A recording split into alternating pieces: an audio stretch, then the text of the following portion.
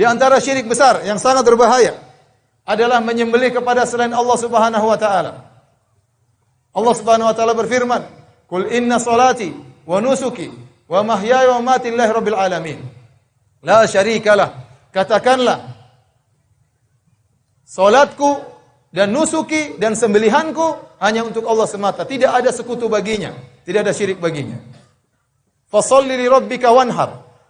Salatlah hanya kepada Rabbmu, sebagaimana kau salat hanya kepada Rabbmu, wanhar, sembelilah juga hanya untuk Rabbmu. Menyembelih adalah ibadah yang sangat dicintai oleh Allah Subhanahu wa taala. Dan banyak ibadah-ibadah menyembelih. Kita menyembelih tatkala korban, kita menyembelih tatkala haji, kita menyembelih tatkala akikah, ya. Kita mungkin bernazar kemudian kita menyembelih karena Allah Subhanahu wa taala. Allah mencintai ibadah penyembelihan. Nah, kalau ada orang kemudian menyembelih untuk selain Allah Subhanahu wa taala, maka dia terjerumus dalam syirik akbar. Kata Nabi SAW, la'anallah man dzabaha li ghairillah. Allah melaknat seorang yang menyembelih kepada selain Allah Subhanahu wa taala. Ini di antara bentuk kesyirikan yang banyak tersebar di masyarakat.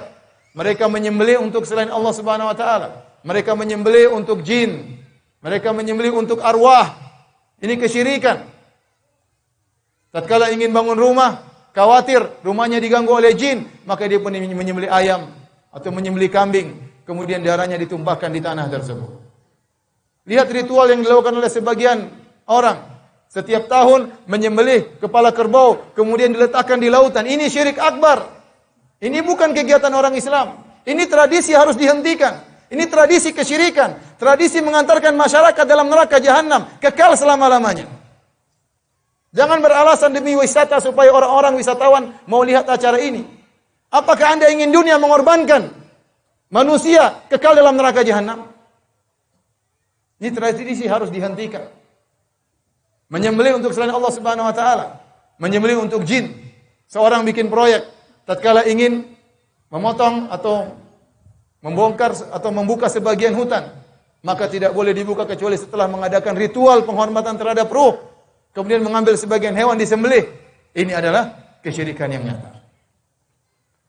Maka seorang berhati-hati, jangan sampai dia terjerumus dalam kesyirikan seperti ini. Dalam satu hadis Rasulullah SAW menyatakan, dakhala rajulu an-nara fi dzubabin wa dakhala rajulu al-jannata fi dzubabin. Rasulullah SAW kasih judul dalam hadisnya, ada seorang masuk surga gara-gara seekor lalat dan ada seorang masuk neraka gara-gara seekor lalat. Qalu wa kaifa dzalika ya Rasulullah? Kok bisa masuk surga gara-gara seekor lalat, masuk neraka gara-gara seekor lalat? Maka Nabi jelaskan, marra rajulani ala qaumin lahum sanamun. Suatu hari ada dua orang melewati suatu kaum yang di situ ada berhala yang disembah oleh mereka. Tidak boleh seorang pun melewati jalan mereka, kampung mereka, hatta yuqarribu lahu syai'an, sampai dia menyembahkan sesuatu kepada berhala tersebut. Maka akhirnya yang satu lewat, maka dikatakan kepadanya, qarrib, sembahkan sesuatu supaya kau bisa lewat. Kata dia, ma uqarrib, aku tidak akan menyembahkan sesuatu kepada selain Allah Subhanahu wa taala. Fadarabu unuqahu, akhirnya orang ini dibunuh oleh mereka. Kata Nabi, fadakhalal jannah, maka dia pun masuk surga. Gara-gara dia tidak mau mengorbankan seekor lalat untuk berhala. Wa qalu lil akhar, kemudian mereka bertanya kepada orang yang kedua, qarrib, sembahkan sesuatu. Maka dia berkata, ma indi syai', saya tidak punya sesuatu li uqarrib untuk aku korbankan. Mereka berkata, qarrib walau dzubaban, sembahkanlah sesuatu meskipun hanya seekor lalat. Berikan sesajen meskipun seekor lalat.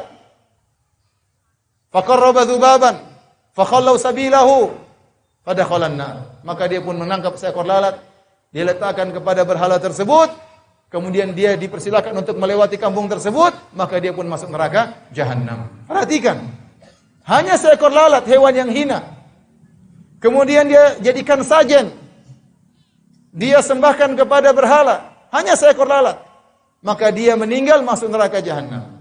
Bagaimana lagi dengan seekor ayam? Bagaimana lagi dengan seekor kambing? Bagaimana lagi dengan seekor sapi? Bagaimana lagi dengan seekor kerbau? Kemudian diserahkan kepada dewa laut lah, dipotong diserahkan kepada dewa padi lah, diserahkan kepada ruh inilah, ruh anulah. Ini kesyirikan. Syirikan yang sangat berbahaya. Maka seorang Jangan pernah mengikuti acara-acara seperti ini. Jangan dekat-dekat dengan acara seperti ini. Ini mendatangkan murka Allah Subhanahu wa taala.